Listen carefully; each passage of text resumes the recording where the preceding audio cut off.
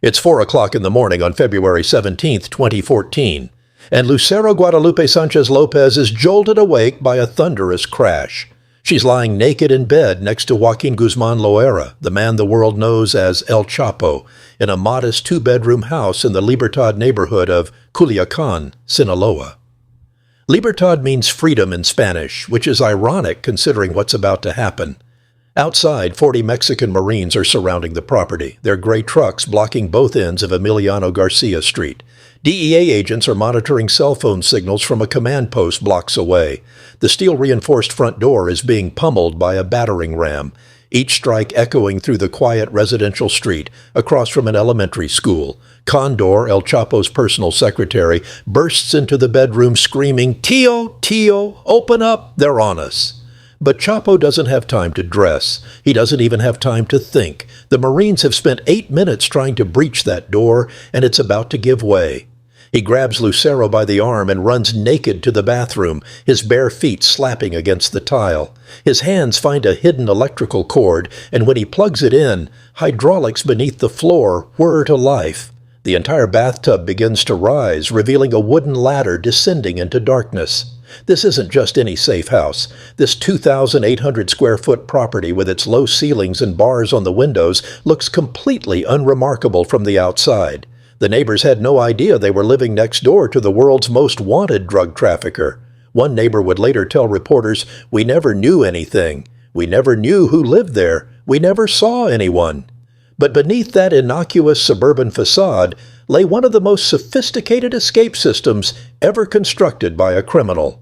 The house had been purchased specifically because it sat directly next to a subterranean storm drain, one of hundreds of kilometers of sewage tunnels that Culiacan built to handle the region's torrential rains.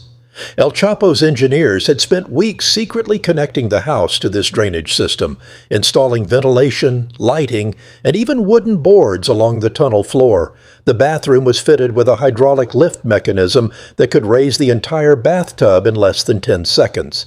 This tunnel didn't just lead to one exit. It connected to 6 other properties across nearly 2 miles of underground passageways, a labyrinth beneath the city that only El Chapo and his most trusted associates knew how to navigate. As the bathtub rises and the Marines finally breach the front door, El Chapo descends into the tunnel with Lucero and Condor right behind him. "It was very dark and I was very scared," Lucero would later testify in a Brooklyn federal courtroom. She could feel filthy water running up her legs as they moved through the humid darkness. El Chapo, still completely naked, ran ahead through the sewage system. "He took off running. He left us behind," she said. The temperature in the tunnel was stifling, the air thick with the stench of waste. They crawled and stumbled through the darkness for over an hour until they emerged at a drainage canal on the outskirts of the city, covered in filth and breathing hard. A cartel member was waiting with a vehicle to spirit them away. When the Marines finally got inside the house, they found it empty. They discovered the escape hatch. They found plastic bananas stuffed with cocaine and plastic cucumbers stuffed with marijuana. They found weapons and ammunition scattered throughout the property. But Joaquin Guzman was gone, vanished into the sewers like a ghost. This wasn't the first time El Chapo had used tunnels to evade capture, and it wouldn't be the last. But to understand why the Mexican government would eventually raffle off this particular house for just $12.50 per ticket, you need to understand who Joaquin Guzman was and how he built an empire that would make him one of Forbes magazine's billionaires. He was born on April 4, 1957, in La Tuna, Badiraguato, a remote village in the mountains of Sinaloa where poverty ran as deep as the canyons. His father, Emilio Guzman Bustillos, was a cattle rancher who also grew opium poppies on the side. Young Joaquin was the oldest of 7 children, growing up in a home where violence was commonplace. His father would beat him regularly, and by the time he was a teenager, his father kicked him out of the house entirely. He went to live with his grandfather, having dropped out of school in 3rd grade. He was barely literate, but he was ambitious. By age 15, Joaquin was cultivating his own marijuana plantation with his cousins, the Beltran Leyva brothers. He supported his family by selling the product at commercial centers in the region. His short stature, 5 feet 6 inches, earned him the nickname El Chapo, Mexican slang for shorty. But what he lacked in height, he made up for in ruthlessness and business acumen. In the 1970s, he started working for drug lord Hector Palma, overseeing drug shipments from the Sierra Madre region to the United States border. If a shipment arrived late, Chapo would shoot the smuggler in the head. By the early 1980s, he'd caught the attention of Miguel Angel Felix Gallardo, the leader of the Guadalajara cartel.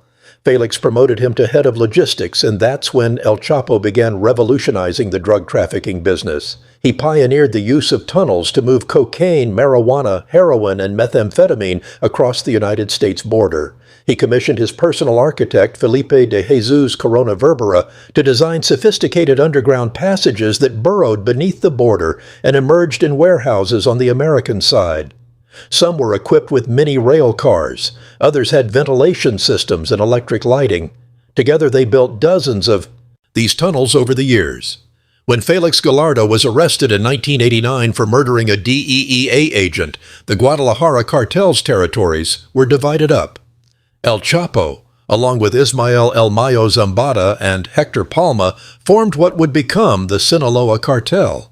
Under El Chapo's leadership, the organization would eventually control an estimated 25% of all illegal drugs entering the United States from Mexico. The Sinaloa cartel's operations were vast and sophisticated. They moved multi-ton cocaine shipments from Colombia through Mexico to the United States using airplanes, boats, trains, and trucks. They produced Mexican methamphetamine and smuggled marijuana and heroin from Southeast Asia. The cartel had distribution cells throughout the United States, and reach that extended to Europe and Australia. At the peak of his power, El Chapo was moving more than 600,000 kilograms of cocaine and 200 kilograms of heroin annually. The Drug Enforcement Administration estimated that his cartel generated $3 billion in revenue each year, and that El Chapo personally earned more than $1 billion from his operations. Forbes magazine ranked him on their billionaires list from 2009 to 2013, listing him at number 701 in his first year with an estimated net worth of $1 billion. By 2011, he was ranked the 10th richest man in Mexico and 1,140th in the world. Some prosecutors would later claim his fortune reached as high as $14 billion. With that kind of wealth, El Chapo could have lived anywhere in the world in any mansion he wanted. And indeed, he owned impressive properties. There was the $10 million mega mansion on Acapulco's Pichilingu Beach with panoramic views of the Pacific. He had a hacienda in Guadalajara with tennis courts, swimming pools, and a zoo featuring panthers and crocodiles that guests could view from a train ride. He reportedly owned ranches in every single state of Mexico, houses at every single beach. He had 4 private jets and would fly to Switzerland for rejuvenation treatments and to Macau to gamble. According to former employees, he once lost $66 million in a single night at a Macau casino. He owned a super yacht called Chapo, where he entertained multiple girlfriends simultaneously. At any given time, he maintained relationships with 4 or 5 women who all needed financial support. But after his arrest in 1993, following a shootout at the Guadalajara airport that killed Cardinal Juan Jesus Posadas Ocampo, and his subsequent escape from Puente Grande maximum security prison in 2001, El Chapo's lifestyle changed dramatically. He was Mexico's most wanted man, with an $8.8 million reward for his capture from the United States and Mexican governments combined. He couldn't live in mansions anymore. The sprawling estates with their zoos and tennis courts were too visible, too easy for law enforcement to monitor. So, instead, he adopted a strategy of moving between modest, inconspicuous safe houses in Sinaloa, properties that would blend into middle-class neighborhoods and attract no attention whatsoever. And that's exactly what the house on Emiliano Garcia Street, number 1811, in the Libertad neighborhood of Culiacan, was designed to do. El Chapo purchased this property specifically because of its location. On one side there was a single neighbor. On the other side was direct access to one of Culiacan's storm sewers. Across the street sat an elementary school, the perfect cover because who would suspect a drug lord was hiding next to a place full of children and teachers. The property itself was modest in every way. 2 bedrooms, a living room, a dining room, a garage, and a small front garden, all surrounded by a tall metal fence. No swimming pool, no gold fixtures, no exotic animals. The government would later value it at just $183,000, though El Chapo probably paid around $130,000 for it initially. But the real investment wasn't in the house itself. It was in what lay beneath.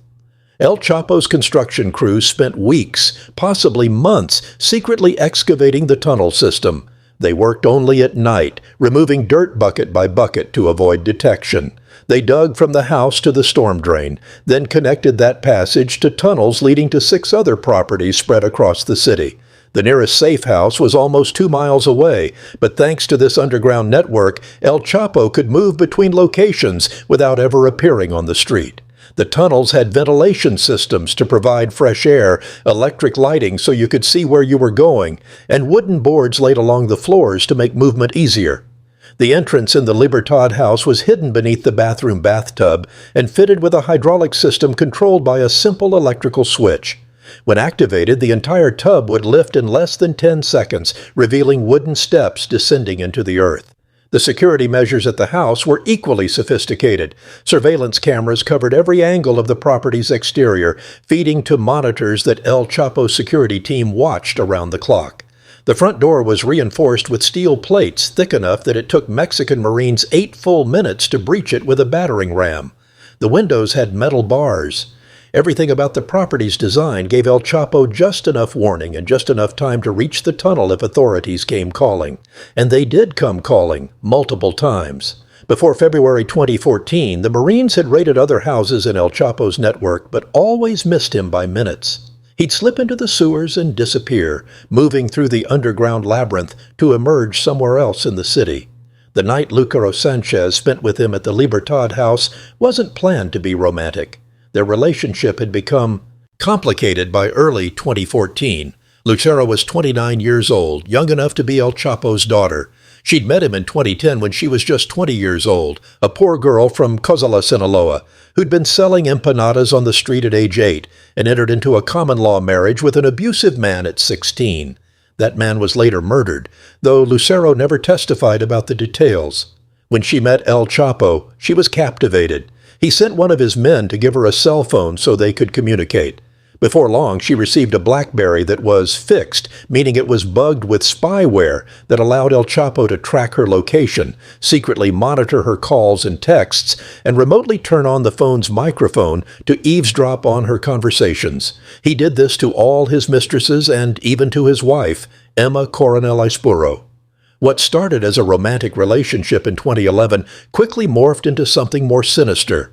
El Chapo sent Lucero to Mexico's Golden Triangle, a fertile drug-producing region in the mountains, to buy marijuana from poor farmers. She would purchase it in packages of 10 kilograms each, so it could fit on planes, sometimes handling shipments of 400 kilograms or more.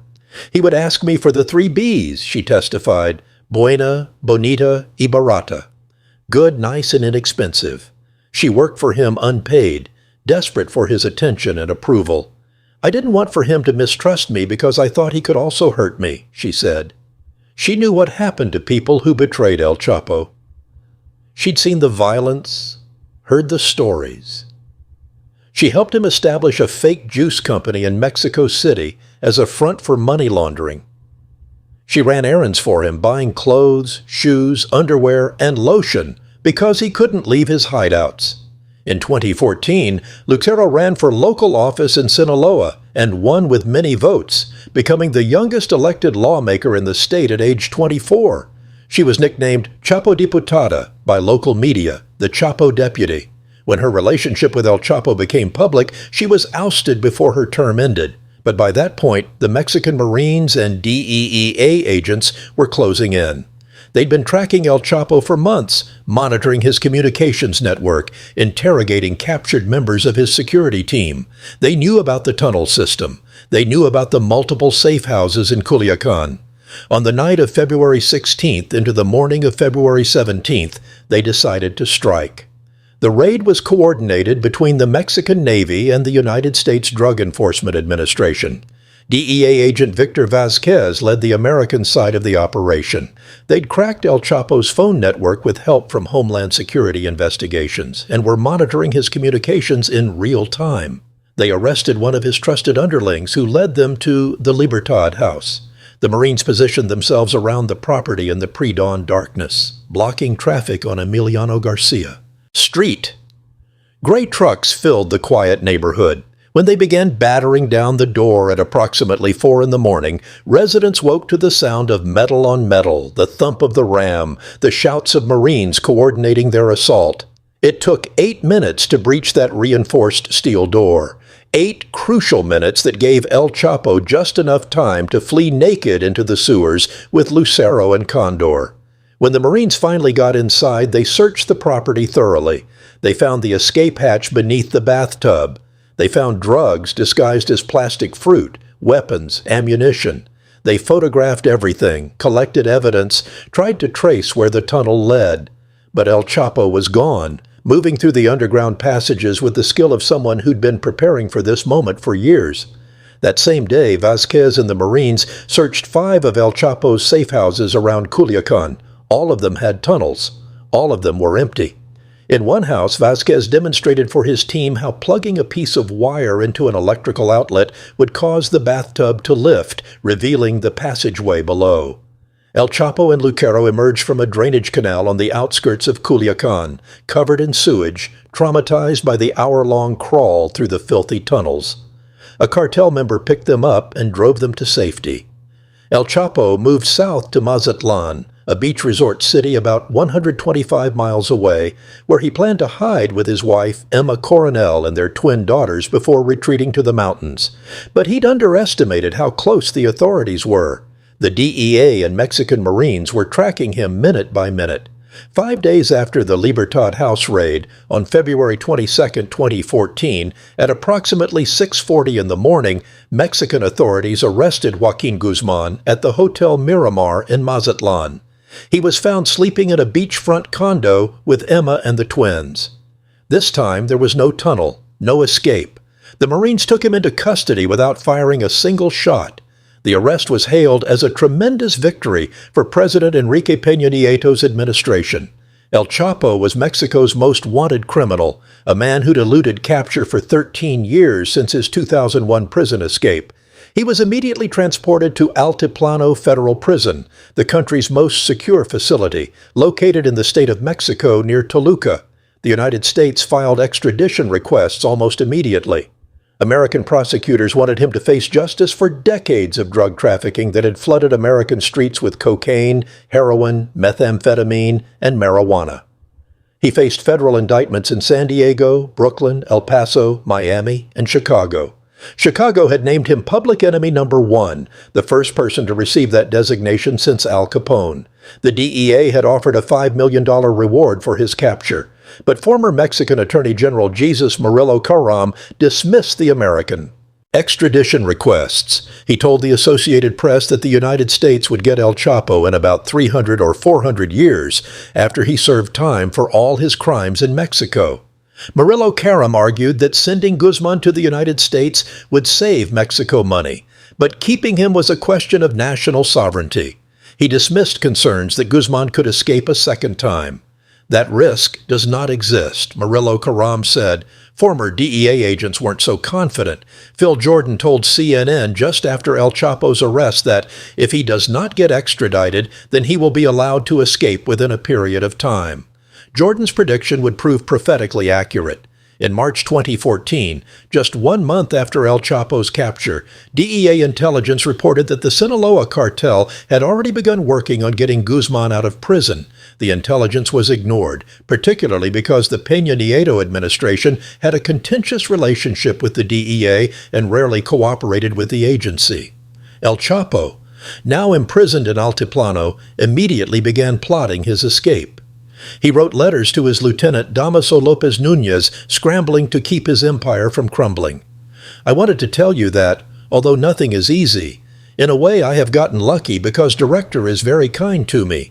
He has helped me when I have asked, Chapo wrote. The director he was referring to was the prison warden, who was almost certainly being bribed. In May or June 2014, Damaso Lopez met with Emma Coronel and several of El Chapo's sons known as Los Chapitos. They discussed acquiring land near the prison. Coronel allegedly passed along the message that Chapo wanted Lopez to acquire weapons and an armored pickup truck to use during the escape. They conspired to smuggle a smart watch into the prison, which would provide GPS coordinates for Chapo's cell so construction crews could tunnel to the exact location. A cartel engineering team began purchasing land near Altiplano and constructing a cinder block house on an empty lot. From that house, they began digging a tunnel that would eventually stretch more than 1 mile underground, ending at a specific shower stall in El Chapo's cell. The tunnel was a masterpiece of engineering. It was arrow straight, a sign that the Sinaloa cartel had used its best and brightest engineers for the project. The passageway was about 5.5 feet tall and 28 inches wide. It had ventilation systems, electric lighting, and a rail system with a modified motorcycle that could transport workers and materials. One Mexican official estimated the tunnel took about a year to build and that construction crews removed about 350 truckloads of sand and dirt. They worked methodically, carefully, ensuring that prison authorities wouldn't detect the excavation happening right beneath their noses. The fact that they succeeded suggested massive corruption within the prison system. On July 11, 2015, less than 18 months after his capture in Mazatlan, El Chapo made his move. It was a Saturday evening when there would be less personnel at the prison. Security footage from inside his cell shows him ducking behind a small dividing wall that separated his sleeping area from the shower stall. That corner was the only spot in his cell that security cameras couldn't see. At exactly 8:52 p.m., he disappeared. Guards didn't realize he was gone until they performed a routine check at 9:17 p.m. By then, El Chapo was already riding through the tunnel on the motorcycle, being towed by a pulley system operated by one of Emma Coronel's brothers. When he reached the exit inside the cinder block house, an ATV was waiting to take him to a nearby warehouse. From there, a small airplane flown by his most trusted pilot whisked him away to San Juan del Rio in Querétaro State, then on to La Tuna, his hometown in the mountains of Sinaloa. The escape was an international embarrassment for Mexico. The United States government was furious. They'd been pressing for extradition precisely because they feared El Chapo would escape Mexican custody, and now he had. Mexican President Enrique Peña Nieto fired the prison warden immediately, making him a convenient scapegoat. But everyone knew the escape couldn't have happened without the cooperation of numerous officials at multiple levels. The tunnel required surveying equipment, GPS coordinates, and precise engineering that simply wasn't possible without inside information. As one DEA intelligence colleague in Houston stated, the more things change, the more they stay the same. El Chapo remained free for 6 months, moving between hideouts in Sinaloa, always one step ahead of authorities.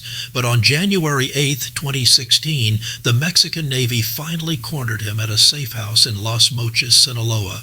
The property was located at 1002 Jiquilpan Boulevard in the affluent Las Palmas neighborhood. When Marines stormed the house at dawn, a fierce gunfight erupted. One of El Chapo's bodyguards was killed. The walls were riddled with bullets, including holes from .50 caliber weapons. And once again, El Chapo tried to escape through a tunnel, this one hidden behind a mirror and leading to the city's storm drain system. But this time, the Marines were ready. They'd learned from previous failures. Federal police intercepted El Chapo about 15 miles from the scene after he stole a vehicle at gunpoint. He was taken to a drive-in luxury love motel called The Do, where he sat handcuffed on the edge of a bed while authorities awaited reinforcements. This time, there would be no escape. Mexico extradited Joaquin Guzman to the United States on January 19, 2017. He was flown to Long Island, then transported to the Metropolitan Correctional Center in Manhattan. His trial began in November 2018 in the United States District Court for the Eastern District of New York in Brooklyn. Over 3 months, prosecutors presented a devastating case against him. Dozens of witnesses testified, including former high-ranking Sinaloa cartel members, Colombian cocaine kingpins, and law enforcement officials from multiple nations. Lucero Sanchez took the stand, weeping as she described their relationship and the naked escape through the Culiacan sewers. Other mistresses testified too. Witnesses described how El Chapo used spyware to monitor his wife and girlfriends. They detailed murders he'd ordered, bribes he'd paid to officials, the sophisticated drug trafficking operations he'd overseen for decades. On February 12, 2019, the jury found Joaquin Guzman guilty on all counts: conspiracy to distribute cocaine, heroin, methamphetamine, and marijuana, engaging in a continuing criminal enterprise, money laundering, drug trafficking, use of firearms, and other charges. On July 17, 2019, Judge Brian Cogan sentenced him to life in prison plus 30 years. El Chapo was also ordered to forfeit more than $12.6 billion. He was transferred to ADX Florence, the most secure supermax prison in the United States, located in Colorado. Known as the Alcatraz of the Rockies, ADX Florence is specifically designed to hold the most dangerous criminals in America. El Chapo is held under Federal Register number 899-053 in complete isolation with no possibility of escape. His reign as the world's most powerful drug trafficker was finally over. Back in Mexico, the government faced a question about what to do with all the properties El Chapo had owned. The Libertad safe house, where he'd escaped through the bathtub tunnel, had been seized immediately after the February 2014 raid. It sat empty for years, abandoned and damaged from the Marines' forced entry. Surveillance cameras hung broken from the walls. The hole where the bathtub had been gaped like a wound in the bathroom floor. The government's Institute to Return Stolen Goods to the People, known by the acronym INDIP, took control of the property along with numerous other assets confiscated from El Chapo and other criminals. In 2020, INDIP attempted to auction the house. Bidding started at approximately $130,000. There were no takers. They tried again, dropping the price to $90,000. Still no buyers. A third auction reduced the price further. Nobody wanted El Chapo's house. Perhaps people were afraid. Perhaps they thought the property was cursed, soaked in bad karma from all the blood money that had passed through the Sinaloa cartel's operations. Perhaps they feared Los Chapitos, El Chapo's sons who now ran portions of the cartel, might come looking for the property. One potential buyer told reporters it was a safe house, people most likely killed in it, haunted, plus you might get a visit from Los Chapitos, overvalued, too much karma blood money with it. President Andrés Manuel López Obrador, elected in 2018 on an anti-corruption platform, had a different idea. AMLO, as he's known, had vowed to redistribute wealth misappropriated by Mexico's criminal elite, Robin Hood style. His administration had already tried to raffle off a $130 million Boeing 787 presidential plane purchased by a previous president, a symbol of governmental excess. That raffle had been a fiasco, with the public ridiculing the concept. Who would want a presidential plane? The hashtag #Major Rifa la Presidencia, let's raffle off the presidency, trended on social media. But López Obrador wasn't deterred. If people wouldn't buy the narco properties at auction, perhaps they'd buy lottery tickets for a chance to win them. In June 2021, López Obrador announced a mega raffle featuring 22 properties seized from drug traffickers and corrupt officials with a total value of $12.5 million. The properties would be prizes in Mexico's Independence Day lottery, drawn on September 15th, the day before Mexico celebrates its independence from Spain. The lineup was extraordinary. The top prize was a 4-bedroom villa in Jardine del Pedregal, an upscale Mexico City neighborhood worth $3.88 million. That mansion had belonged to Amado Carrillo Fuentes, the former leader of the Juarez cartel, known as the Lord of the Skies, because he used a fleet of Boeing jets to traffic drugs. The property featured an indoor pool, jacuzzi, bar, wine cellar, and sprawling gardens. Also included was a historic box at the Estadio Azteca, Mexico City's iconic stadium that holds over 87,500 people. This wasn't just any suite. It was where President Miguel de la Madrid handed the World Cup trophy to Diego Maradona in 1986 after Argentina beat West Germany in the final. The box had 20 seats, a bathroom, and 4 parking spaces. It was valued at approximately $1 million, and the prize included cash to cover maintenance costs for the first 10 years, good until 2065. There were apartments in Acapulco with panoramic views of the Pacific coast, beachfront land in various locations, ranches, and multiple houses throughout Mexico. And then there was the Libertad Safe House, simply listed as Casa en Culiacán, on INDEP's website. Before the raffle, INDEP prepared the properties.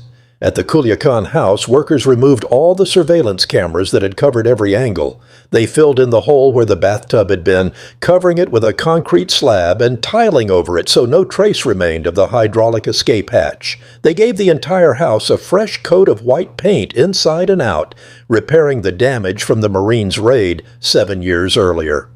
The house now looked like any other modest middle-class property in Sinaloa. 2 bedrooms, living room, dining room, garage, small front garden, metal fence. Nothing suggested the dramatic history that had unfolded within these walls. Director of the National Lottery Margarita Gonzalez Saravia ran through the prizes at a June 16th event at the National Palace. President López Obrador touted their features, describing each property in detail. It is about returning to the people, the town, what was confiscated, he said. All that we can raffle off so that what is obtained is destined for the development of the nation and welfare of the people. The government was selling 2 million tickets at 250 pesos each, approximately $12.50 American. The proceeds would go to medicine, vaccines, scholarships, road construction, and Mexico's Olympic and Paralympic athletes. INDEP officials were surprised that the Culiacan house was getting any attention at all. It wasn't luxurious. There was no swimming pool, none of the ostentation that typically characterized narco properties in Sinaloa. It was valued at only $183,000, the least valuable property in the entire raffle. But the story of El Chapo's escape captured public imagination. In the week leading up to the drawing, lottery ticket vendors reported selling between 100 and 120 tickets per day. Jorge Lopez, a vendor in Mexico City, said, "Right now it's selling very well." He noted that the value of the 22 prizes, many well above that of the Culiacan house, was drawing attention. Some people asked about who the property's previous owners were, but not many. Most buyers focused on the potential value they might win. Martha Sucar, a 40-year-old lottery ticket vendor who inherited the trade from her mother, told Mexican media that anyone could win with a little luck. Her booth had once sold a winning ticket, so she encouraged buyers to come to her for an added dose of good fortune. Not everyone was enthusiastic. Carolina Mendoza, a primary school teacher in Tijuana, told reporters she wouldn't be buying a ticket. "The chances of winning are minimal," she said. She would have preferred the assets be used as clinics, museums, gyms, or other spaces for public good. But Elidio Aaron, a 51-year-old small business owner in Tijuana, saw it differently. "It's good since the proceeds will be used for a good cause, such as medicine, while at the same time removing the expense of maintaining the properties," he said. Back in Culiacan, across town near the center, local resident Ignacio Mariscal said he supported the lottery. "Those houses didn't serve anyone. Those people had them. I see it as perfectly fine. It's to help people in need." On September 15, 2021, millions of Mexicans tuned in to watch the Gran Sorteo, a special 248 drawing. The event was broadcast live, children in traditional dress calling out the winning numbers. Ticket number 832,442, purchased in the capital, won the top prize, the box at the Azteca Stadium worth $1 million. Ticket number 287,961 won the mansion that had belonged to the Lord of the Skies, Amado Carrillo Fuentes. And ticket number 1,338,619 won El Chapo's Libertad safe house. The identity of the winner remains anonymous to this day. Most lottery winners in Mexico choose to keep their identities secret, particularly when it comes to properties associated with narco culture. Lottery winners in Mexico have been targeted by cartels and criminals for their winnings. In 2020, a kindergarten that won $1 million faced threats and violence. Only one other winner of the Gran Sorteo, a special 248, opted to relinquish their anonymity, a person who won a ranch and made the questionable decision to go public. For $12.50, someone became the owner of a house worth $183,000, a property with one of the most infamous histories in Mexican crime. The winner inherited not just the physical structure, but the legend attached to it. This was the house where the world's most wanted drug trafficker had slipped naked into the sewers, where Mexican Marines had failed to capture him despite surrounding the property with 40 armed men, where one of the greatest manhunts in modern history had reached a dramatic climax only to see the target vanish underground. The winner got the 2 bedrooms with their low ceilings, the living room and dining room with their freshly painted white walls, the small garage and front garden surrounded by the metal fence. They got the location across the street from an elementary school in a quiet neighborhood where residents still didn't like to talk about what had happened. What they didn't get was the tunnel. That had been filled in, sealed, rendered permanently inaccessible. The bathtub was gone, replaced by simple tile work that gave no hint of the hydraulic system that had once lurked beneath. The storm drain next door still existed, of course. Culiacan still needed those hundreds of kilometers of sewage tunnels to handle the region's torrential rains. But the connection between the house and the underground passages had been severed. The wooden steps leading down into darkness had been demolished. The secret passageway that had saved El Chapo's life was now just a memory, preserved only in court testimony and news reports. The raffle raised millions for Mexico's athletes and public programs, but more importantly, it represented a symbolic victory for the López Obrador administration. These weren't just houses and cars and stadium boxes. They were tangible proof that crime doesn't pay in the long run. El Chapo had built a billion-dollar empire, ranked among Forbes' richest people, lived in mansions with exotic animals, and commanded an army of sicarios. He'd bribed presidents and police chiefs, murdered rivals, flooded American streets with drugs for 3 decades. And now a stranger who'd spent $12.50 on a lottery ticket owned one of his safe houses. The mighty had fallen spectacularly. But the story didn't end with the raffle. Back in Culiacan, the house on Emiliano Garcia Street sits in a neighborhood that's still controlled by cartel influence. Los Chapitos, El Chapo's sons Ivan Archivaldo Guzman Salazar and Jesus Alfredo Guzman Salazar took over significant portions of their father's operations. They're locked in a brutal war with rival factions of the Sinaloa cartel, particularly the wing led by Ismael El Mayo Zambada. Culiacan has seen surges of violence that make international headlines. In October 2019, when Mexican security forces arrested Ovidio Guzman Lopez, another of El Chapo's sons, cartel gunmen launched a massive assault on the city. They set up roadblocks, burned vehicles, attacked military installations, and laid siege to the housing complex where Ovidio was being held. The Mexican government released him to avoid further bloodshed, a humiliating capitulation that showed who really controlled Sinaloa. The winner of the raffle never publicly claimed the property. As far as anyone knows, the house sat empty after the drawing. Would you want to live there? Would you want your children playing in that front garden, attending the elementary school across the street, sleeping in the bedrooms where El Chapo once hid from authorities? Would you want to take showers standing where that escape tunnel once gaped open? The concrete slab covering it would always be there, a permanent reminder of what lurked below. And there's the practical concern. The Sinaloa cartel doesn't forget. They have long memories and even longer reaches. Moving into El Chapo's former safe house could be interpreted as disrespect. It could mark you as someone worth watching, worth questioning, worth threatening if you saw something you shouldn't have seen. Real estate in Culiacan exists in a strange space between the legal and illegal economies. Properties are often purchased with cash, no questions asked about where that money came from. Narco architecture defines much of the city's upscale neighborhoods, mansions with massive security walls, guard towers disguised as decorative features, underground bunkers, helicopter landing pads. Everyone knows who owns what, even if the deeds list shell companies or distant relatives. The Libertad House was never narco architecture in the traditional sense.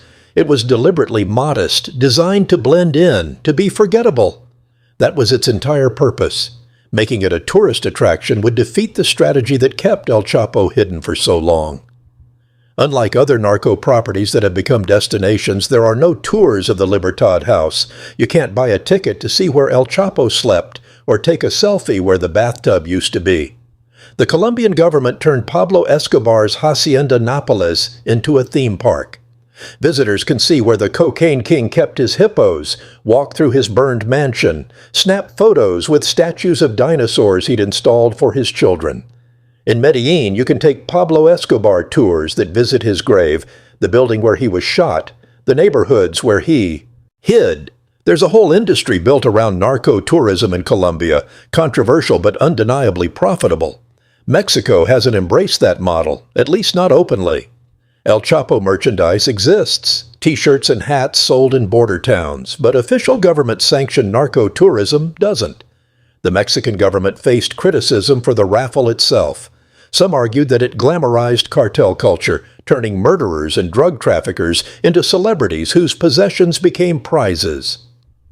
Others pointed out the hypocrisy. The government seized these properties through forfeiture proceedings, taking assets purchased with blood money, money earned through violence and addiction and human misery. Then they turned around and raffled those properties like game show prizes, complete with glossy promotional materials describing their features. The box at Azteca Stadium was marketed by emphasizing its historical significance, the fact that Diego Maradona received the World Cup trophy there. No mention of the drug trafficker who'd owned it before. The mansion in Pedregal was described in terms of its luxury amenities, the indoor pool and wine cellar. Less emphasis on the fact that Amado Carrillo Fuentes had earned the money for it by flying multi-ton cocaine shipments. Human rights activists argued the properties should have been converted into community centers, clinics, schools, housing for the poor. That would have been true justice, turning the tools of oppression into instruments of public good. Instead, the government chose the raffle, a decision that generated headlines and lottery ticket sales, but did nothing to address the underlying conditions that create drug trafficking in the first place. Poverty in rural Sinaloa hasn't changed. Young men still see the narco life as their best option for escaping misery. The Sinaloa Cartel still operates, now under Los Chapitos and El Mayo's factions. The violence continues. American demand for drugs hasn't decreased. The war on drugs that Richard Nixon declared in 1971 and that Ronald Reagan escalated in the 80s has been a catastrophic failure, creating more violence, more incarceration, more suffering on both sides of the border. El Chapo himself sits in ADX Florence, alone in a concrete cell for 23 hours a day. He's allowed 1 hour of exercise in a concrete yard. He has no contact with other prisoners. Mail is screened. Phone calls are monitored. Visitors are virtually impossible. His wife Emma Coronel Aispuro, who'd helped orchestrate his 2015 Altiplano escape, pleaded guilty in 2021 to helping run the Sinaloa Cartel and was sentenced to 3 years in prison. She was released in September 2023 and returned to her family, maintaining her innocence in interviews. Lucero Sanchez, the mistress who fled naked with him through the Culiacan sewers, served 5 years in Mexican prison on money laundering charges. She was released in 2020 and has largely disappeared from public view, traumatized by her experiences with El Chapo and the judicial system. The tunnel under the Libertad house exists now only in photographs and court testimony. Lucero described it vividly during El Chapo's trial. "It was very dark, and I was very scared," she said, her voice breaking. Federal prosecutors showed the jury photographs of the escape hatch, the hydraulic bathtub system, the wooden steps descending into darkness. Expert witnesses explained how the tunnel connected to Culiacan's storm drain system, how El Chapo's engineers had spent weeks constructing the passageway, how the cartel had built similar tunnels at 6 other properties across the city. The jury heard testimony about the February 2014 raid, minute by minute, the 8 minutes it took to breach the steel door, the discovery of drugs disguised as plastic fruit, the realization that their target had vanished underground. DEA agent Victor Vazquez testified about the frustration of searching 5 safe houses in 1 day and finding them all empty, all connected to tunnels, all abandoned minutes before authorities arrived. He demonstrated for the jury how a simple electrical plug could activate the hydraulic system that lifted the bathtub.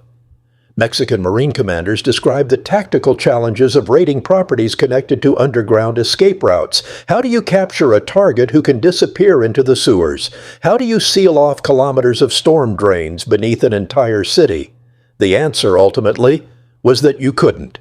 The only way to catch El Chapo was to stay on him constantly, never giving him time to reach a tunnel, moving so fast that he had no warning. That's what finally worked in Mazatlan, where Marines hit the Hotel Miramar at dawn and found him in bed before he could flee. The trial revealed just how extensive El Chapo's security networks had been. At his peak, he employed hundreds of people whose only job was keeping him safe and free. Bodyguards called sicarios who would die before letting authorities take him. Lookouts positioned throughout Culiacan who would report any suspicious activity. Communication specialists who maintained his encrypted phone network. Engineers who built his tunnels and escape routes, corrupt officials who provided advance warning of raids and investigations. The entire system operated with military precision, funded by the billions of dollars flowing through the Sinaloa cartel. And yet, despite all that security, despite the tunnels and the safe houses and the lookouts and the bribes, he was captured twice and finally extradited to face American justice. The Libertad House became a symbol of El Chapo's downfall in ways that his mansions never could. The beachfront estate in Acapulco showed his wealth. The hacienda in Guadalajara with its zoo showed his excess. But the modest two-bedroom house in Culiacan with its hidden tunnel showed his desperation. This was a man who'd once appeared on Forbes' billionaires list, reduced to hiding in middle-class neighborhoods, sleeping with a mistress in a house that cost just $130,000, always ready to flee naked into the sewers at a moment's notice. The mighty had fallen long before the Mexican government raffled off his properties. The raffle just made the fall official. Today, the house on Emiliano Garcia Street, number 1811, belongs to someone who paid $12.50 for a lottery ticket. Whether they ever set foot in the property is unknown. Whether they sold it immediately or held on to it as an investment or tried to live there despite its history, nobody outside the winner's immediate circle knows. The Mexican government doesn't release lottery winners' identities unless the winners choose to go public, and whoever won the Libertad House made the wise decision to remain anonymous. In a country where cartel violence claims tens of thousands of lives every year, where journalists investigating organized crime are routinely murdered, where witnesses against drug traffickers often end up dead, anonymity is survival. The elementary school across the street continues educating children. The neighbors who lived through the February 2014 raid continue their lives, though some have moved away. The storm drain that El Chapo used to escape still runs beneath the street, still carries away Culiacan's rainwater during the torrential downpours that define Sinaloa's wet season. You could walk past the house today and never know its history. The fresh white paint covers the scars. The filled-in hole where the bathtub stood gives no hint of what once lay beneath.